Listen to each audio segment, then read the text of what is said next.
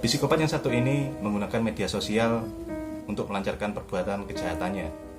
Dan tidak hanya itu saja, dia juga tidak segan-segan untuk membunuh korbannya setelah melancarkan aksi bejatnya tersebut.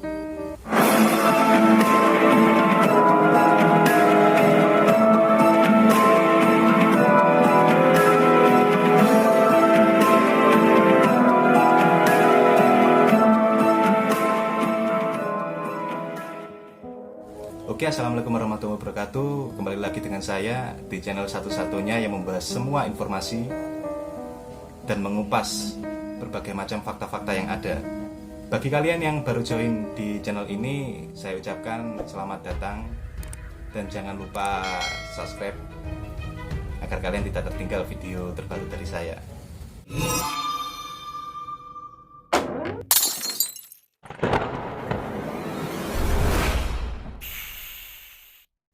Jadi di video ini saya akan membahas sebuah kasus yang lagi viral-viralnya di luar negeri,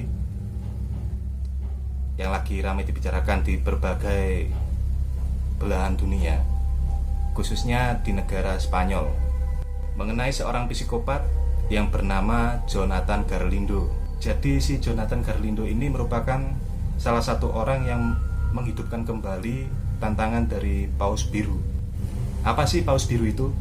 Paus Biru merupakan suatu permainan yang dimana para pemainnya diarahkan untuk mengikuti sebuah aturan dalam 50 hari.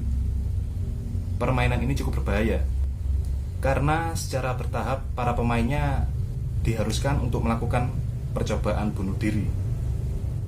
Oke, kembali lagi ke kasus si Jonathan Garlindo ini. Jika dilihat secara fisik, wajah dari Jonathan Garlindo ini berbeda dengan manusia pada umumnya. Wajahnya ini, maaf ya, menyerupai seekor anjing yang ada dalam animasi kartun Disney. Lebih tepatnya Goofy.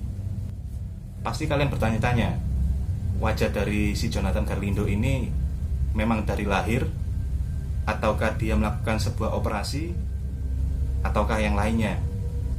Oke, jadi dibalik wajah Jonathan Garlindo ini memiliki beberapa kisah yang cukup menyedihkan, di mana menurut cerita yang ada, Jonathan Garlindo ini pernah melamar suatu pekerjaan di Disneyland, California, Los Angeles, Amerika Serikat. Disneyland ini merupakan tempat wisata yang menyediakan berbagai macam hiburan dan menyodorkan beberapa karakter-karakter unik dan lucu yang ada di serial animasinya. Singkat cerita, manajer dari Disneyland ini mengetahui bahwa si Jonathan Garlindo itu memiliki sebuah kelainan mental, pedofilia. Apa sih pedofilia itu? Jadi pedofilia itu merupakan suatu bentuk penyimpangan seksual pada seseorang dengan anak sebagai objek untuk mendapatkan pemuasan seksual.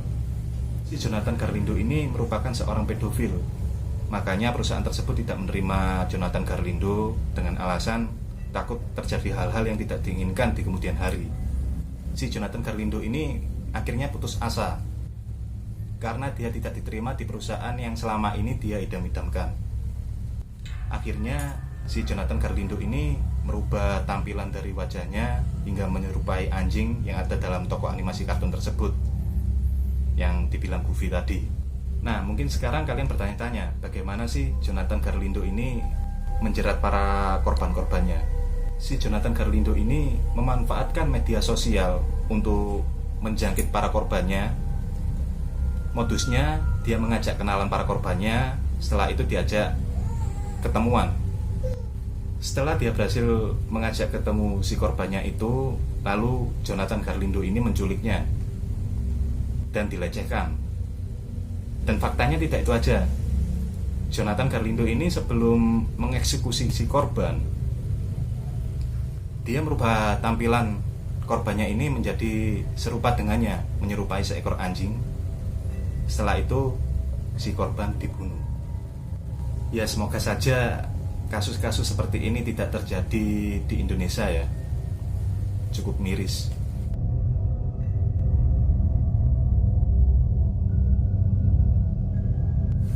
Pada akhirnya, nama Jonathan Garlindo ini mulai dikenal oleh publik setelah ada salah satu seorang YouTuber yang bernama Carlos Naim.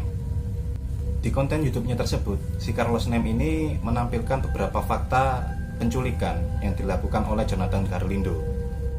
Sehingga akhirnya masyarakat pun mengetahui siapa sih sebenarnya Jonathan Garlindo ini, dan beberapa sosial medianya pun mulai tersebar di mana-mana. Banyak orang mengetahuinya. Dan karena keviralan tersebut, akhirnya banyak orang yang mereport akun dari si Jonathan Garlindo ini, sehingga akunnya tersebut direntas oleh pihak yang terkait, yaitu Instagram maupun Facebook.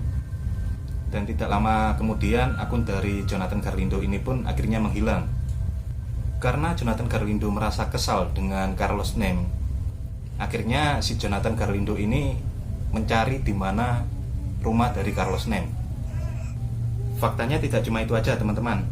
Jadi Jonathan Garlindo ini merupakan seorang hacker yang mahir dalam dunia IT.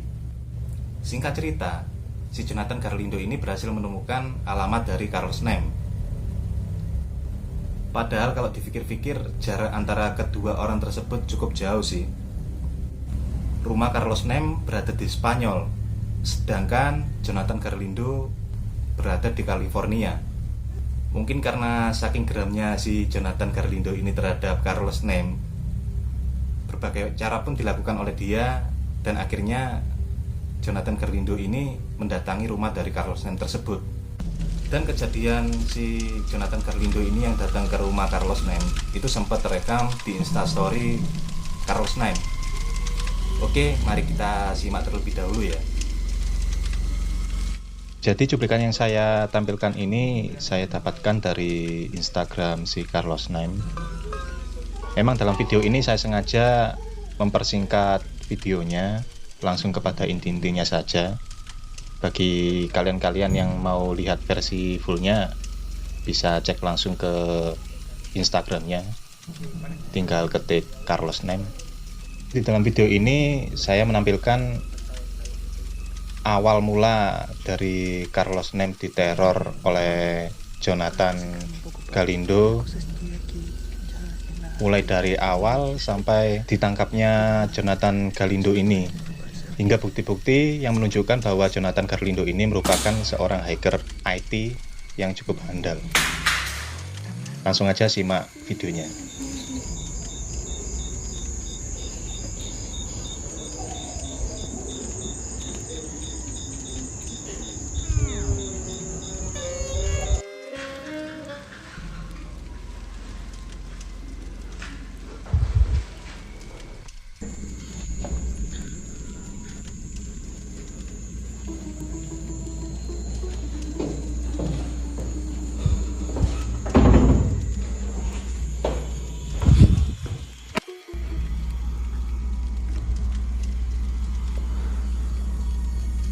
Ay,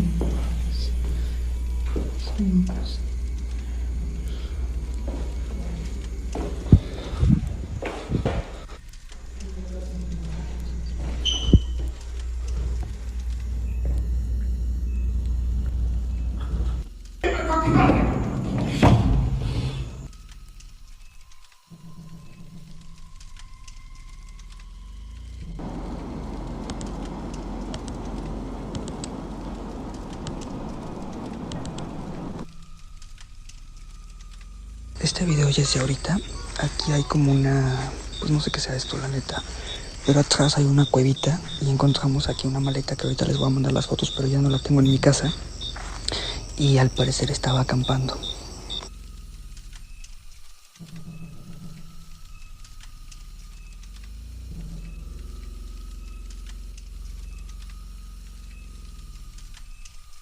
Fíjense, esta página está loquísimo. Te metes a esta página pointerpointer.com y pones el mouse donde sea y aparece siempre un dedo señalando donde pusiste el mouse. Por acá. Por acá. Está demasiado... Se me hace demasiado turbio esto. O sea, como... No sé, ¿de dónde sacan estas fotos o qué pex? Oke, bagaimana teman-teman? Bagaimana menurut kalian? Mungkin sekedar himbauan atau saran dari saya, bagi kalian-kalian nih yang anak-anak ataupun yang remaja, baiknya kalian berhati-hati dalam bermain media sosial. Karena di media sosial itu banyak sekali terjadi hal-hal yang tidak diinginkan. Banyak kasus kriminal yang terjadi melalui media sosial. Dan untuk para orang tua yang melihat video ini, baiknya juga cukup berhati-hati dengan anaknya. Mungkin bisa dicek dari isi handphonenya, atau keluar kemanakah dia, sering dicari tahu untuk menghindari hal-hal yang seperti ini. Mungkin cukup sekian yang dapat saya sampaikan pada kali ini. Terima kasih untuk kalian yang sudah melihat video ini sampai akhir. Dan bagi kalian yang belum subscribe, silahkan subscribe agar kalian tidak tertinggal video-video dari saya. Terima kasih. Wassalamualaikum warahmatullahi wabarakatuh.